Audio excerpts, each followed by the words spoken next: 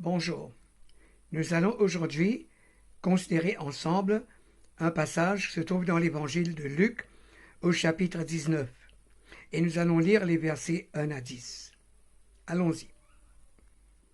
Jésus étant entré dans Jéricho, traversait la ville. Et voici, un homme riche appelé Zachée, chef des publicains, cherchait à voir qui était Jésus. Mais il ne pouvait y parvenir à cause de la foule, car il était de petite taille. Il courut en avant et monta sur un sycomore pour le voir, parce qu'il devait passer par là. Lorsque Jésus fut arrivé à cet endroit, il leva les yeux et lui dit « Zachée, hâte-toi de descendre, car il faut que je demeure aujourd'hui dans ta maison. » Zachée se hâta de descendre et le reçut avec joie. Voyant cela, tous murmuraient et disaient « Il est allé loger chez un homme pécheur. » Mais Zachée, se tenant devant le Seigneur, lui dit « Voici, Seigneur, je donne aux pauvres la moitié de mes biens, et si j'ai fait tort de quelque chose à quelqu'un, je lui rends le quadruple. » Jésus lui dit « Le salut est entré aujourd'hui dans cette maison, parce que celui-ci est aussi un fils d'Abraham. Car le Fils de l'homme est venu chercher et sauver ceux qui étaient perdus. » Très beau passage celui que nous venons de lire. Eh bien, nous savons très bien que Jésus était né à Bethléem, il a grandi à Nazareth et il a passé un peu de temps à Capernaum. Mais nous savons que depuis le début, sa destination, le but final de son ministère sur la terre, était Jérusalem. Parce que c'était à Jérusalem, sur la colline de Golgotha, que le Seigneur devait éventuellement terminer sa cause, sa mission ici-bas sur la terre, et mourir sur la croix pour pardonner nos péchés. Et voilà maintenant, nous lisons aussi dans les Actes des Apôtres, au chapitre 10, au verset 38, que le Seigneur Jésus était oint du Saint-Esprit, et qu'il allait de lieu en lieu, faisant le bien, et guérissant tous ceux qui étaient sous l'empire du diable, car le Père était avec lui, et il agissait sous l'onction du Saint-Esprit. Ainsi donc, pendant son passage sur la terre, en Israël, le Seigneur devait passer par Jéricho. Et voilà maintenant, nous savons très bien comment Jéricho fut conquis, et bien donc par Josué, à la suite de la mort de Moïse. On se rappelle que Moïse, eh bien donc, délégua sa responsabilité à Josué, et c'est Josué qui finalement, avec son armée, bien sûr, c'est Josué qui conquit éventuellement la ville de Jéricho. Alors Jésus devait passer par cette ville, justement. Et là, Jésus, eh bien donc, va faire une rencontre avec quelqu'un, ou plutôt quelqu'un va faire une rencontre formidable avec Jésus. Ce quelqu'un s'appelait Zachée. Qui était cet homme? Qui était ce Zachée? Zachée était un homme riche. Et il y a une raison à cela. C'est que Zachée était le chef des publicains. Les publicains étaient les percepteurs d'impôts.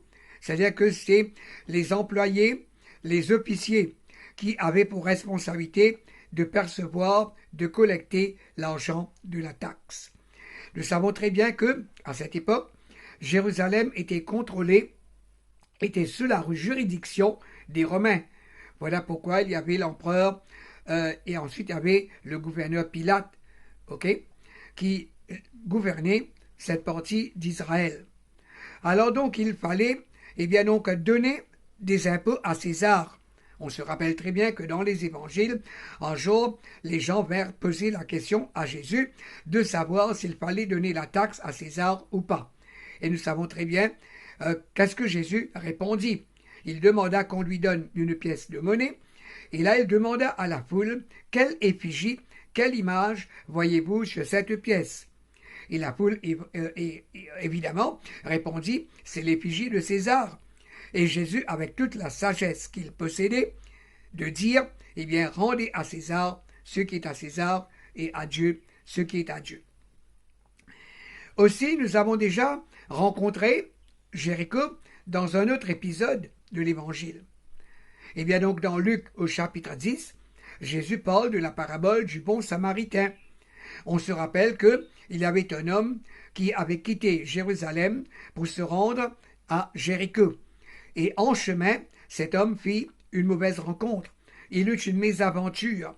Il rencontra des voleurs de grand chemin, et bien donc qui attendaient les gens, qui attendaient que les gens passent, parce que les voyageurs passaient à pied la plupart du temps, et bien ou à cheval. Eh bien, il y avait des voleurs de grand chemin qui attendaient que passent des voyageurs pour les attaquer et pour les dépouiller de leur argent. Alors, on se rappelle que cet homme, eh bien donc, fut dépouillé par des bandits, par des brigands, des voleurs de grand chemin, comme on les appelle. Et on se rappelle comment cet homme fut battu et fut laissé pour mort. On se rappelle comment Jésus dit, eh bien, il arriva, eh bien donc, un sacrificateur passé par là. Le sacrificateur, indifférent, continua son chemin et ne fit rien pour venir en aide à cet homme. Deuxièmement, un lévite arriva à passer par là et lui aussi continua son chemin. Éventuellement, un samaritain, peut-être quelqu'un de qui on n'attendait pas un tel service, une telle réaction. Un samaritain, eh bien, arrive à passer par là. Alors, et ce samaritain descend de son cheval, prend soin de cet homme, bande ses plaies, y verse du vin pour désinfecter sa blessure, le met sur son cheval et l'emmène dans la ville pour le faire soigner, ainsi de suite. Alors, pourquoi cela? C'est parce que le samaritain, eh bien donc, les samaritains en général n'avaient pas bonne relation avec les juifs, ou du moins les juifs n'avaient pas bonne relation avec les samaritains, parce que les juifs se considéraient comme des gens supérieurs et que les samaritains étaient des gens inférieurs. Alors donc ils dénigraient, et bien donc ils sous-estimaient les samaritains. Alors Jésus a voulu montrer par là que un samaritain peut être meilleur qu'un juif, même meilleur qu'un lévite, meilleur qu'un sacrificateur. Alors donc, pourquoi je vous ai parlé de cela brièvement? C'est pour vous dire que la ville de Jéricho avait en quelque sorte aussi mauvaise réputation, dans le sens que c'est un endroit dangereux, parce que cet homme fut attaqué justement à Jéricho, et donc Jéricho n'avait pas très bonne réputation sans doute à cette époque. Mais voilà, le Seigneur Jésus arrive à passer par là. Et là, dans cette ville, il y a quand même un homme riche appelé Zachée, qui était chef des publicains, qui percevait l'argent de la taxe des impôts. Et donc, sans doute, cet homme, eh bien donc, il se faisait un peu les poches. Sans doute prenait-il un peu de cet argent réservé, destiné aux impôts, et il s'en appropriait, il se l'appropriait. Alors donc, voilà maintenant, cet homme avait un grand désir de rencontrer Jésus. Il voulait absolument voir qui était Jésus. Sans doute avait-il entendu parler de Jésus, que Jésus guérissait les malades, purifiait les lépreux, rendait la vue aux aveugles, faisait entendre les sourds, faisait parler les muets, il ressuscitait même les morts. Alors donc la réputation de Jésus s'était répandue, et Zachée, comme la femme à la perte de sang, ayant entendu parler de Jésus, voulait le voir. Eh bien, là, nous voyons une première chose. Eh bien donc, est-ce que vous qui m'écoutez, est-ce que vous qui suivez cet enseignement, si vous ne connaissez pas encore Jésus, est-ce que vous avez le désir, un désir ardent de voir ce Jésus, de faire une rencontre avec lui? Et croyez-moi, il y a beaucoup de personnes dans le monde qui souhaiteraient voir ou rencontrer un grand chanteur, une vedette de cinéma, une vedette du music hall, ou bien un grand footballeur comme Messi, comme Ronaldo, Cristiano Ronaldo, et d'autres encore. Mais la personne, celui que vous devriez chercher à voir, à rencontrer, à connaître, c'est le Seigneur Jésus. Parce qu'avec lui, vous aurez le pardon de vos péchés gratuitement, vous aurez le salut de votre âme, et vous aurez droit à la vie éternelle. Alors, rencontrer Jésus, c'est rencontrer la perle précieuse, la perle de grand prix. Alors, Zachée voulait voir Jésus comme nous l'avons dit. Mais cependant, il y avait un obstacle, parce que Zachée avait un handicap. Je ne dis pas qu'il avait un handicap dans le sens qu'il était physiquement handicapé, non, mais son handicap, c'était qu'il était de petite taille. C'était un obstacle devant lui. Alors donc Zachée trouva quand même un moyen pour contourner cet obstacle. Et quel était ce moyen? Il grimpa dans un arbre appelé sycomore. Alors vous aussi, parfois, vous voulez rencontrer Jésus, vous recevez une invitation pour venir à l'église, pour écouter prêcher la parole de Dieu, l'enseignement de la parole de Dieu, pour que vous obteniez le salut par grâce, mais parfois vous trouvez un prétexte, parfois vous trouvez un obstacle, parfois le diable lui-même qui ne veut pas que vous soyez sauvés, que vous soyez exposés à la vérité de l'Évangile, à la lumière de l'Évangile, et qui préfère vous garder liés dans les ténèbres spirituelles. Parfois le diable lui-même, il met devant vous un obstacle. Par exemple, il se peut qu'il pleuve ce jour-là. Alors vous allez trouver que la pluie est un prétexte pour ne pas sortir. Peut-être vous avez un emploi du temps chargé, vous avez un travail à faire, vous avez des courses à faire. Vous trouvez toujours un empêchement, ou le diable met des empêchements devant vous. Mais le truc là, c'est que vous devez, comme Zachée, trouver un moyen maintenant de surmonter cet obstacle, de déjouer cet obstacle. Et afin de pouvoir rencontrer Jésus et que rien ne vous empêche, et bien donc dans ce désir de rencontrer Jésus. Ainsi donc Zachée a trouvé un moyen. Il a grimpé dans un arbre parce qu'il savait que quand Jésus allait passer, il était tout le temps accompagné, entouré d'une grande foule. On se rappelle qu'un jour, Jésus était entouré d'une foule d'environ 10 000 personnes, je dirais. C'est l'épisode où Jésus allait multiplier le pain et le poisson, 5 pains et 2 poissons, pour nourrir une foule énorme sur la montagne. Parce que cette foule l'avait suivi pendant plusieurs jours, et bien pour écouter l'enseignement de la parole. Voyez? Et alors donc, Jésus multiplia 5 pains et 2 poissons pour nourrir cette énorme foule. Parce qu'il n'y avait pas de boutique, il n'y avait aucun lieu où on pouvait se procurer de la nourriture à cette heure-là. Et alors, à la fin de l'histoire, il nous est dit qu'on ramassa les miettes et on remplit 12 paniers, rien qu'avec les miettes de pain et de poisson. Et on nous dit que ces 5 pains et 2 poissons avaient nourri 5000 hommes. 5000 personnes, 5000 hommes, sans compter les femmes et les enfants. Parce que Israël, Jérusalem, c'était alors, eh bien donc, une population patriarcale, c'est-à-dire dirigée par des hommes. Voilà pourquoi la femme, à cette époque, eh bien donc, était considérée comme, disons, des citoyennes de deuxième catégorie, de seconde catégorie. Voilà pourquoi dans la Bible nous voyons que Dieu est le Dieu d'Abraham, d'Isaac, de Jacob, et non pas le Dieu de Sarah, de Rebecca, etc. Alors donc, cet homme a pu donc surmonter son obstacle. Mais vous aussi, si vous avez un obstacle qui essaie de vous empêcher d'aller à une réunion de prière, à une réunion d'évangélisation, pour être sous le feu de l'évangile, pour entendre sous la lumière de l'évangile, pour entendre la parole de vérité être prêchée, essayez de trouver, efforcez-vous de trouver un moyen pour contourner cet obstacle. Il nous est dit aussi dans l'évangile que depuis les temps de Jean-Baptiste, le royaume des cieux est forcé, et ce sont les violents qui s'en emportent. Quand la Bible dit les violents qui s'en emportent, ça ne veut pas dire que nous devons faire violence en agressant les gens. Non. Mais il faut avoir ce désir violent, ardent, pour rencontrer Jésus. Alors, Jésus étant toujours entouré d'une grande foule, alors donc ce serait difficile pour Zachée de le voir. D'où la raison pour lui de grimper dans cet arbre.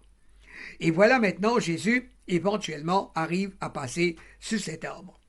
Mais maintenant, lorsque Zachée grimpe dans cet arbre, c'est peut-être aussi pour qu'il se cache de Jésus, parce qu'il savait sans doute qu'il était tricheur, qu'il était voleur, qu'il prenait de l'argent qui ne lui appartenait pas, l'argent de la taxe. Peut-être imposait-il plus de taxes sur les gens que nécessaire. Alors sans doute il connaissait sa malhonnêteté, son manque d'intégrité, de probité. Vous voyez? Et alors sans doute il voulait aussi se cacher de Jésus, parce qu'il savait que devant Jésus, rien n'est caché. On est transparent devant le Seigneur Jésus. On est à nu, en quelque sorte spirituellement parlant, on est à nu devant lui. Alors Jésus arrive à passer. Mais Jésus est Dieu et homme en même temps. Et s'il est Dieu, veut dire il est omniscient, il sait tout, il est omnipotent, il peut tout, il est omniprésent. On ne peut rien cacher de Jésus et on ne peut pas se cacher de Jésus.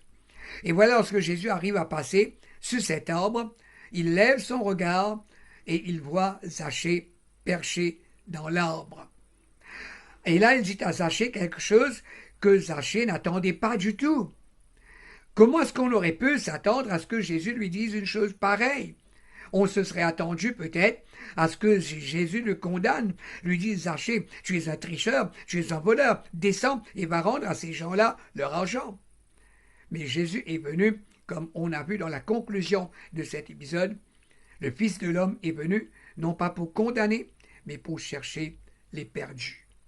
Alors Jésus de dire cette phrase formidable à Zachée, hâte-toi de descendre de ton arbre, car il faut que je soupe avec toi dans ta maison aujourd'hui. Chose extraordinaire. Zachée, en 4e vitesse, se rate de descendre de l'arbre pour recevoir Jésus. Mais avant de recevoir Jésus dans sa maison, il y a quelque chose d'autre que Zachée pense à faire. Il se met à genoux, il se prosterne devant le Seigneur Jésus et il confesse son péché. Voyez, devant Jésus, eh bien donc tout ce qui est caché est révélé. Parce que Jésus est Dieu, il est lumière. Et alors, comme je viens de dire, tout est à nu devant lui. Et alors, Zachée de dire à Jésus, Seigneur, si je donne la moitié de mes biens aux gens, et voilà, pour qu'une personne riche accepte de donner la moitié de ses biens à des personnes, à des étrangers, eh bien donc, ce n'est pas quelque chose que l'on voit tous les jours. Donner la moitié de ses biens. Allons dire qu'une personne possède, disons, 1 million de roupies. Pour que cette personne donne 500 000 roupies à une personne qu'il ne connaît pas, c'est pas évident du tout. C'est pas donné à tout le monde de faire cela. Maintenant, il nous est dit que Zachée était riche. Allons dire que Zachée possédait 10 millions de roupies. Donner 5 millions de roupies à des gens comme ça? Eh bien donc, c'est que Zachée sent vraiment sa culpabilité. Comme on dit, il fait son mea culpa devant le Seigneur Jésus. Veut dire, il avoue sa faute, son pardon. Il demande son pardon. Il avoue sa faute et demande son pardon. Seigneur, je donne la moitié de mes biens aux gens. Voyez? Et en sus de ça, si j'ai fait du tort à quelqu'un, si j'ai pris à quelqu'un quelque chose qui n'est pas à moi, qui est à lui, qui n'est pas à moi, eh bien je le lui rends au quadruple.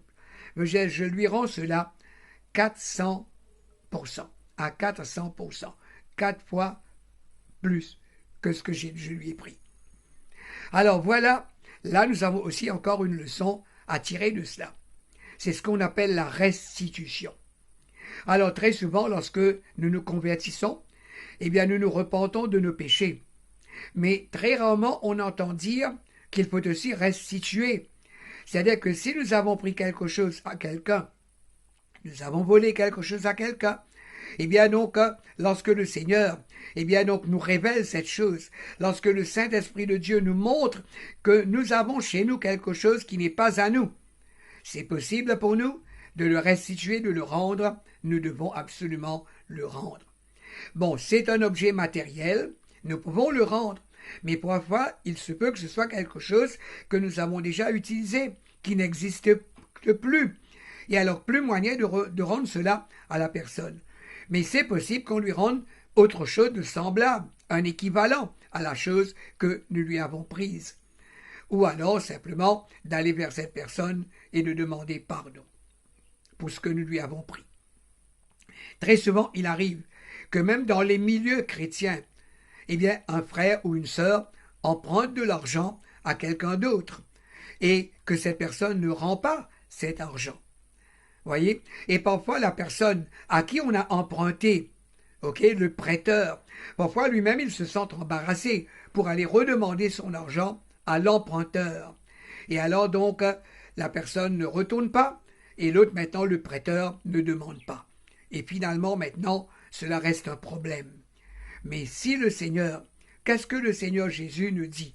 il nous dit que si nous sommes en train de faire une offrande et que nous nous souvenons d'un tort que nous avons fait à quelqu'un, de déposer là notre offrande, d'aller vers cette personne pour lui demander pardon, pour nous mettre comme si en quelque sorte en règle avec la personne.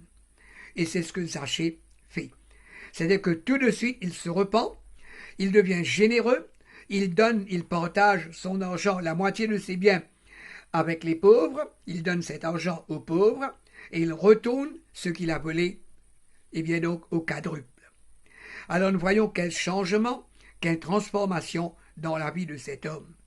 Voyez, il a suffi d'une rencontre avec le Seigneur Jésus pour que sa vie change de fond en comble, pour que sa vie se métamorphose. Et telle a été la situation, et bien donc en ce qui nous concerne, nous tous qui sommes croyants, qui sommes chrétiens, nous tous qui nous sommes convertis, nous étions pareils. Peut-être que nous n'étions pas voleurs, tricheurs comme Zachée, mais la Bible nous dit que tous ont péché et sont privés de la gloire de Dieu. Il n'y a pas un seul juste. Alors, qu'est-ce que j'ai à vous dire là-dessus? Si le Saint-Esprit vous convainc, parce que Jésus, rappelez-vous, avait dit, quand le Saint-Esprit, le Consolateur, sera venu, il vous convaincra de péché, de justice et de jugement.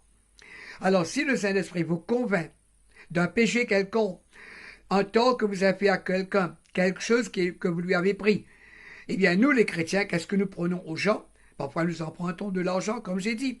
Parfois, nous empruntons un livre, un CD, une cassette, un film chrétien, et que nous gardons chez nous et que nous ne retournons jamais. Eh bien donc, si le Seigneur met cela sur votre cœur, le Saint-Esprit vous convainc de cela, retournez à cette personne la chose que vous lui avez prise. Ça s'appelle la restitution. Ok? Vous retournez la chose empruntée, la chose gardée, la chose volée. Et voilà maintenant, Zachée, naturellement, ayant fait sa contrition, ayant fait sa confession devant le Seigneur, eh bien le voilà maintenant, eh bien donc qui emmène Jésus chez lui, eh bien donc pour le recevoir pour le souper, comme le Seigneur l'avait désiré. Mais voilà maintenant que commencent à fuser des critiques, des blâmes, des commentaires désagréables. Alors il y avait là des docteurs de la loi, les érudits, ceux qui enseignaient la loi dans les synagogues. Il y avait les pharisiens surtout. Les pharisiens, c'était des légalistes, des gens qui jugeaient, qui condamnaient tout le monde. Ils se croyaient les êtres les plus justes, d'accord? Et c'était des gens qui avaient leur propre justice à eux, qui pensaient, qui croyaient que, en pratiquant, eh bien, la loi strictement, et bien, dans toute sa rigueur, ils pensaient que cela allait leur procurer le salut éternel. Mais non, le salut, on l'obtient, ça s'obtient uniquement par la foi et par grâce. Et la grâce est un cadeau immérité que Dieu nous donne sur la base de la foi que nous plaçons en lui et dans le parfait accompli par le Seigneur Jésus à la croix du Calvaire, à notre place, en notre faveur. Alors voilà maintenant, ces gens, eh bien donc ces docteurs de la loi, ces pharisiens, ces détracteurs, commencent maintenant à critiquer le Seigneur Jésus. Remarquez, ils ne critiquent pas Zachée, mais ils critiquent le Seigneur Jésus. Comment? En disant, il est entré dans la maison d'un pécheur. Qui est ce il? Ce n'est pas Zachée, c'est le Seigneur Jésus. Alors donc pour eux, ils sont justes, ils sont droits, ils sont honnêtes, ils sont intègres, mais c'est Jésus qui a la faute. C'est Jésus qui commet la faute. C'est lui le pécheur en quelque sorte, puisqu'il est entré dans la maison d'un pécheur. Vous voyez? Alors que Jésus est entré dans la maison de cet homme pour changer la vie de cet homme. Et cet homme, déjà, il n'est plus pécheur, à bien voir. Il n'est plus pécheur dans le sens que il a déjà obtenu le pardon du Seigneur Jésus. Vous voyez? Parce que Jésus lui a déjà dit, aujourd'hui Zachée, eh bien donc, Dieu est entré dans ta vie, le salut est entré dans ta maison. Si Jésus, vous savez, très souvent, il arrive que Jésus a déjà pardonné à quelqu'un, Dieu a déjà pardonné à quelqu'un, et nous, qu'est-ce que nous faisons? Comme les pharisiens, nous nous jugeons et nous condamnons cette personne. Vous savez, les pharisiens, cette race de pharisiens, peut-être n'existe plus. Je ne sais pas, peut-être en Israël, il y en a encore, mais à Maurice, autant que je sache, à Maurice, il n'y a pas de pharisiens. Je ne parle pas de parisiens, je parle de pharisiens. Autant que je sache, il n'y a pas de pharisiens. Mais néanmoins, l'esprit pharisien existe toujours, et même à Maurice et partout dans le monde. Et qu'est-ce que c'est que l'esprit pharisien? L'esprit pharisien, c'est une manière de penser. Vous voyez? Eh bien donc, c'est une manière de penser, c'est une doctrine, c'est une croyance, c'est une manière dont on a été élevé. Eh bien donc, c'est un blocage que nous avons dans la tête. Eh bien donc, comme on dit en anglais, it's a frame of mind, qui fait que, comme si nous pensions d'une certaine manière, nous agissions d'une certaine manière. Et quelle est cette manière? Le légalisme. C'est-à-dire que nous mettons notre foi dans la loi, dans notre propre justice. C'est-à-dire que nous pensons que nous pouvons, que nous sommes justes par nous-mêmes, par nos actes, par nos actions, par nos bonnes actions. Nous croyons que c'est cela qui nous justifie. Alors que la parole de Dieu nous dit que nous sommes gratuitement justifiés par la foi en Jésus. Donc Jésus a déjà pardonné à cet homme. Il l'a déjà justifié parce qu'il a dit le salut est entré dans ta maison. Maintenant, comment se fait-il que ces gens, de quel droit ces gens peuvent-ils s'arroger pour se permettre, eh bien donc, de blâmer Jésus et d'accuser Zachée? Vous voyez? Alors ça, c'est l'esprit pharisien, ça, c'est l'esprit légaliste. Mais quoi qu'il en soit, Zachée a rencontré Jésus comme il avait voulu. Le salut est entré chez lui, dans sa maison. Et sans doute, je pense que c'est pas seulement Zachée, eh bien, qui ce jour-là, eh bien, donc, a été sauvé par le Seigneur Jésus, mais je pense que toute sa maisonnée a dû être sauvée. Tous les gens de sa maison. Nous avons, par exemple, le cas de Lévi. On se rappelle qu'il y avait un homme qui s'appelait Lévi et qui lui aussi percevait la taxe, tout comme Zachée. Eh bien, donc, un jour, Jésus est passé par là, devant le bureau de l'impôt, et là, il a vu Lévi en train de travailler. Et il a dit à Lévi, Lévi, lève-toi et suis-moi.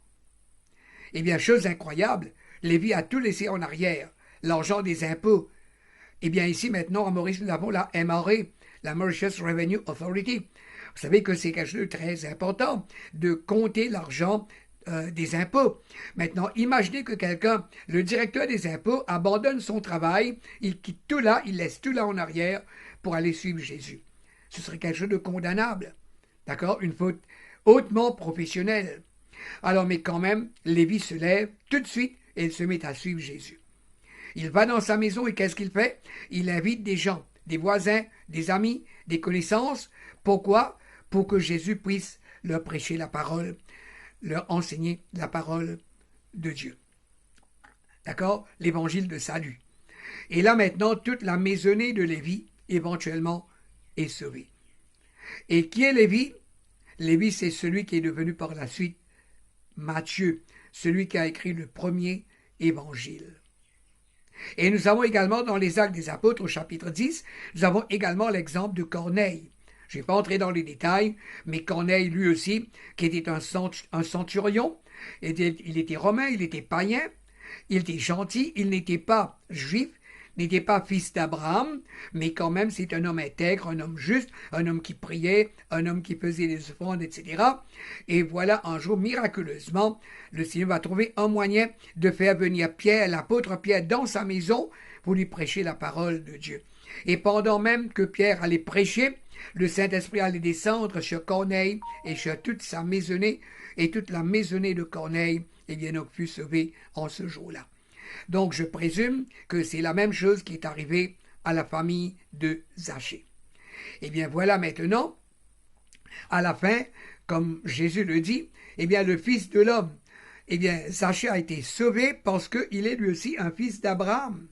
Vous savez, Dieu avait fait dans le livre de la Genèse, à partir du chapitre 12, Dieu s'est adressé à Abraham pour lui dire, eh bien, je te donne cette terre, la terre d'Israël, Canaan, comme ça, cela s'appelait à l'époque, la terre promise. Je te donne la terre promise en cadeau. Eh bien donc, cela deviendra ta propriété, à toi et à toute postérité. Et cette même terre que maintenant, qui devient maintenant l'objet de cette guerre atroce en Israël, entre Israël et la Palestine. C'est une terre que le Seigneur Dieu donna jadis à Abraham et à sa postérité, à Isaac, à Jacob et aux 12 fils de Jacob, veut dire les 12 tribus d'Israël. Et qu'est-ce que le Seigneur Dieu dit encore à Abraham? Eh bien donc, toute la postérité, tu deviendras le père d'une variété, d'une multitude eh bien de personnes. Je te donnerai une postérité nombreuse, plus nombreuse que les étoiles dans le ciel, etc. Eh bien donc, nous maintenant qui avons cru en Jésus, eh bien il nous est dit, dans l'épître de Paul aux Romains au chapitre 11, il nous est dit que nous, les païens, veut dire les non-juifs, nous qui habitons en dehors d'Israël, de Jérusalem, nous sommes ce que la Bible appelle des oliviers sauvages. Mais dès lors que nous avons cru en Jésus, la Bible nous dit que nous avons été greffés sur l'olivier franc. On a fait une greffe avec nous. C'est-à-dire, on nous a pris, nous, les oliviers sauvages, et on nous a greffés sur l'olivier franc, c'est-à-dire sur le véritable Israël. C'est ainsi que nous sommes devenus spirituellement Israël. Nous sommes Israël spirituel. Voilà pourquoi dans cette guerre, malgré tout ce que nous voyons, bien que humainement parlant, nous puissions dire, eh bien, c'est une injustice, ce que nous voyons, eh bien donc, mais que voulez-vous? Nous sommes Israël spirituel, et pour cela nous devons stand with Israel, et nous devons nous battre pour ce pays, prier pour ce pays, pour ses gouvernants, pour son président, son premier ministre, pour ces soldats, et bien donc pour tous ceux qui sont en train de donner de leur vie et d'exposer leur vie, de prendre des risques énormes, et bien d'aller sous les bombes, sous les attaques de l'ennemi, afin de protéger cette terre qui leur appartient. Parce que dans l'évangile de Jean, au chapitre 4, verset 22, Jésus nous dit que le salut nous vient des Juifs. Nous avons obtenu le salut par les Juifs. Nous ne sommes pas juifs de naissance, d'origine, mais je redis, comme Paul le dit dans l'épître aux Romains, eh bien donc nous sommes des oliviers sauvages, greffés maintenant sur l'olivier franc. Voyez? Et alors donc c'est pour cela que nous devons eh bien, être solidaires d'Israël et prier pour ce pays. Parce que éventuellement, le Seigneur Dieu a dit dans sa parole qu'à la fin des temps, tout Israël sera sauvé. Ainsi de ceci, bien que biologiquement nous ne soyons pas les enfants d'Abraham, mais spirituellement dès lors que nous avons cru en Jésus, nous avons été hantés, E-N-T-E accent aigu, je ne parle pas de hanté, H-A-N-T-E accent aigu, c'est pas la maison hantée, une hantise, non, nous avons été hantés, greffés, d'accord, sur l'olivier franc. Et aussi maintenant nous sommes devenus Israël, nous aussi. Nous sommes des enfants d'Abraham, au même titre que les Juifs qui sont en Israël. Ainsi donc, nous devons être solidaires d'Israël, prier pour ce pays, soutenir ce pays. Alors voilà, comme Jésus va dire à la fin de cet épisode, il va dire, eh bien donc, cet homme, sachez, il est lui aussi un fils d'Abraham. Et donc le Fils de l'homme est venu, non pas pour condamner, mais il est venu pour sauver les perdus. Voilà pourquoi Jésus est présenté comme eh bien, le bon berger dans l'évangile de Jean. Il est le bon berger, il est venu pour chercher ses brebis égarées. Et nous-mêmes, frères et sœurs, nous-mêmes, bien-aimés, nous étions égarés dans nos voies, nous étions perdus, égarés dans notre vaine religion, dans nos superstitions païennes, et bien dans nos traditions humaines. Vous voyez, dans ce que la parole de Dieu appelle les rudiments de ce monde. Mais nous étions dans l'erreur, et nous allions tout droit vers la catastrophe, vers l'enfer, vers la perdition. Comme il est dit dans l'épître de Paul aux Éphésiens, nous marchions alors, nous faisions la volonté du prince de ce monde, du prince de la puissance de l'air. Mais grâce soit rendue à Dieu, en jaune comme Zachée, nous avons fait une rencontre avec Jésus. Nous l'avons rencontré sur notre route, et Jésus a changé notre vie de fond en comble. Et comme il est dit dans l'épître aux Corinthiens, eh bien donc si quelqu'un est en Christ, c'est une nouvelle créature, les choses anciennes sont passées. Et toutes choses sont devenues nouvelles. En Jésus, nous sommes de nouvelles créatures.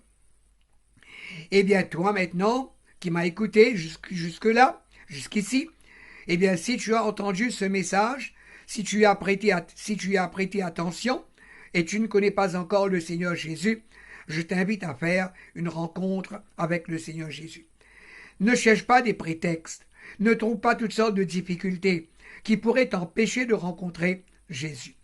Parce que dis-toi bien que la Bible nous dit qu'il est donné aux hommes de mourir une fois seulement, après quoi vient le jugement.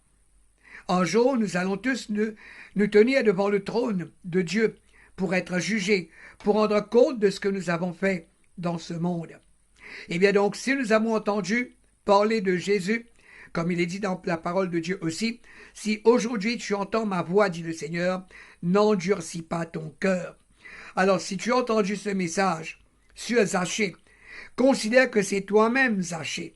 Mets-toi à la place de cet homme et essaie, développe cet amour pour Jésus, ce désir ardent de faire une rencontre avec le Seigneur Jésus.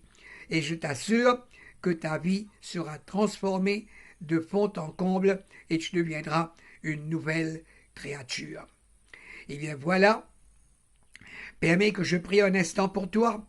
Si tu es là à écouter ce message, eh bien je te demande, eh bien donc, de fermer les yeux, de ne penser à rien d'autre, de penser à toi-même, de voir dans quel état, dans quelle situation tu es.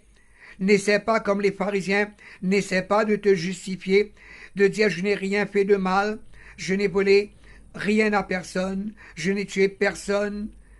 Non, il ne faut pas que tu aies commis un crime, que tu aies volé quelque chose à quelqu'un pour que tu sois pécheur.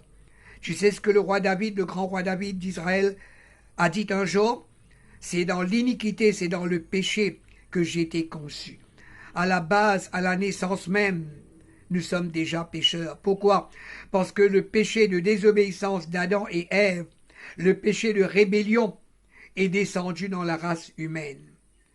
Je te donne un exemple. Eh bien, tu sais très bien qu'il y a des bébés qui ont déjà contracté le VIH, le virus du sida. Mais maintenant, nous savons que le virus du sida, cela se contracte à travers les seringues qu'on échange, que les toxicomanes échangent entre eux, ou à travers le sexe. Mais un bébé qui n'a jamais pratiqué le sexe, qui n'a jamais utilisé une seringue, d'où vient qu'un bébé puisse avoir le VIH? Tu vois? Eh bien donc ça vient dans le sang de sa mère ou dans le sang de son père. De la même manière, ce que Adam et Ève ont fait, de désobéissance, de rébellion dans le jardin d'Éden, ce péché-là est descendu dans toute la race humaine. Et toute la race humaine a été contaminée. Voilà pourquoi il nous faut un vaccin pour enlever ce poison. Et ce vaccin, c'est le sang que Jésus-Christ a versé pour nous, pour moi, pour toi et pour toute l'humanité à la croix du Calvaire. Quand le Seigneur Dieu a dit, car Dieu a tant aimé le monde qu'il a donné son Fils unique, afin que quiconque croit en lui ne périsse point, mais ait la vie éternelle.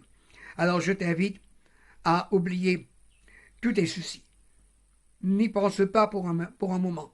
Le temps de dire cette prière, non pas avec tes lèvres, non pas avec ta bouche, mais que cette prière vienne directement de ton cœur. Alors simplement, tu fermes les yeux et tu dis ceci. Seigneur Dieu, je viens vers toi et je reconnais que je suis un pécheur parce que ta parole le déclare. Comme Zachée, je me repens devant toi. Je te demande pardon pour tout péché que j'ai commis. Si j'ai volé quelqu'un, si j'ai pris quelque chose à quelqu'un qui ne m'appartient pas, que j'ai gardé chez moi-même, sur moi-même, je le lui rends, si possible. Je le lui restitue. Seigneur Jésus, j'ouvre mon cœur aujourd'hui et je t'invite à venir y demeurer. Deviens mon sauveur, deviens mon Seigneur, tu es mon Rédempteur. Je reconnais que le sang que tu as versé à la croix du Calvaire, c'était pour effacer mes péchés, pour enlever mes malédictions. Seigneur Jésus, tu es celui qui est le chemin, la vérité et la vie. Et c'est par toi seul que j'ai la vie éternelle. Seigneur Jésus, pardonne-moi, écris mon nom dans le livre de vie de l'agneau, afin qu'un jour je puisse passer l'éternité avec toi dans le ciel, dans la sainte présence de Dieu, mon Créateur. Amen. Et ben voilà, si tu as fait de tout ton cœur cette prière, si tu l'as fait vraiment sincèrement, eh bien donc tu es déjà pardonné, tu es déjà devenu un enfant de Dieu. Mais qu'est-ce que tu dois faire maintenant? Eh bien maintenant tu commences une vie nouvelle. Et là maintenant tu dois te trouver une église où on enseigne la saine doctrine, où on prêche le plein évangile, l'évangile du salut par la foi en Jésus-Christ.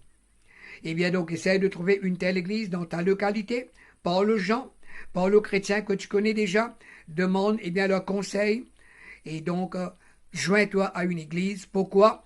Pour que tu puisses être nourri de la parole de Dieu. Parce que Jésus nous dit que l'homme ne vit pas de pain seulement, mais de toute parole qui sort de la bouche de Dieu. De même que tu manges du riz, des nouilles, des mines comme on dit, des faratas, tu te nourris de cette nourriture matérielle, tu as aussi une âme en toi qui a besoin de se nourrir. Et cette âme se nourrit de la parole de Dieu. Alors donc, joins-toi à une église pour que tu puisses recevoir la parole de Dieu pour ton âme, pour le développement de ton âme, et aussi pour recevoir des conseils et des prières de la part du pasteur et des anciens de l'église. Que le Seigneur te bénisse, que le Seigneur vous bénisse tous, vous tous qui avez pris le temps d'écouter ce message. À la prochaine fois.